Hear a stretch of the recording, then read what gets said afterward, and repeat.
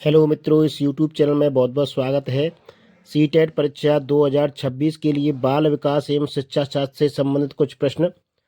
Number 1, अपने चिंतन में अवधारणात्मक परिवर्तन लाने हेतु शिक्षार्थियों को सक्षम बनाने के लिए शिक्षक को उन बच्चों को पुरस्कार देना चाहिए जिन्होंने अपने चिंतन में परिवर्तन किया है।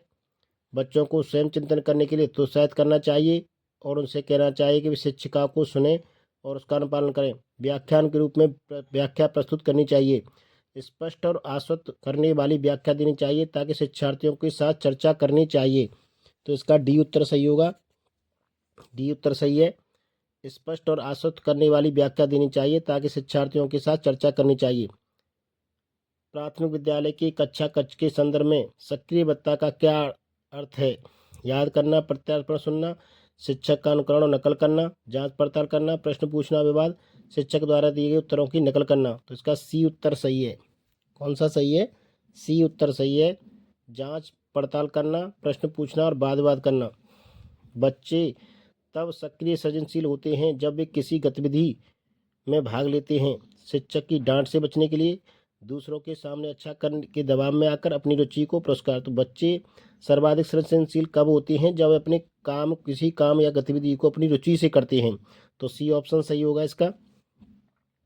भारत में अधिकांश कक्षाएं अपनी बहुभाषी होती हैं। इस शिक्षक द्वारा किस रूप में लिया जाना चाहिए? परेशानी के, समस्या, संसाधन और बाधा। तो इसको संसाधन के रूप में लिया जाना चाहिए बहुभाषी कक्षाओं को। शिक्षार्थियों द्वारा की गई गलतियां और त्रुटियां बच्चों को कमजोर अथवा उत्कृष्ट चिन्हित करने के लिए अच्छे अवसर हैं। शिक्षा और शिक्षार्थियों की असफलता के सूचक हैं।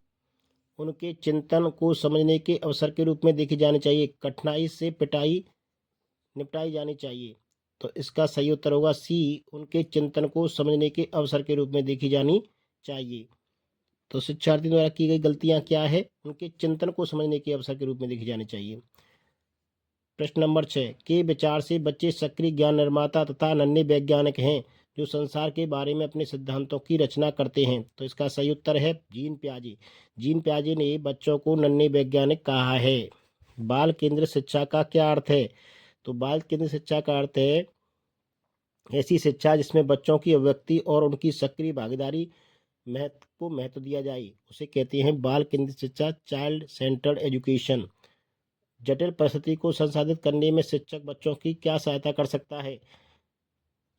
प्रतियोगिता को बढ़ावा देकर, उसे सबसे पहले कार्य पूरा करने वाले बच्चे को पुरस्कार देकर। ए, बी, कोई भी सहायता न देकर जिससे बच्चे अपने आप निर्वाह करना सीखें। सी, उस पर एक भाषण देकर। डी, कार्य को छोटे हिस्सों में बांटने के बाद निर्देश लिखकर। तो इसका सही उत्तर होगा डी, कार्य को छोटे हिस्सों में बांटने के बाद निर्देश देकर।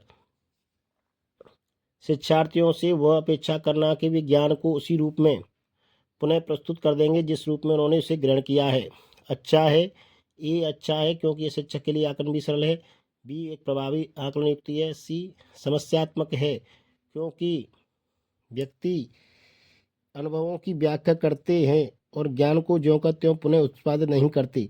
अच्छा है क्योंकि जो भी हमारे मन में है उसे है, हम उसे रिकॉर्ड करने लगते हैं। तो इसका सही उत्तर होगा सी, समस्यात्मक है। अगर शिक्षक ये सोचे कि मैंने जो ज्ञान दिया है बच्चे उसी को दे देंगे, वही उत्तर लिखेंगे, तो ये समस्यात्मक है क्योंकि व्यक्ति अनुभवों की व्याख्या करते हैं और ज्ञान को ज्यों का त्यों पुनः उत्पादित नहीं करते। तो ये थे कुछ महत्वपूर्ण प्रश्न। अगर वीडियो पसंद है तो लाइक जरूर करें, चैनल को शेयर एवं सब्सक्राइब भी कर लें। वीडियो देखने के लिए बहुत बहुत धन्यवाद।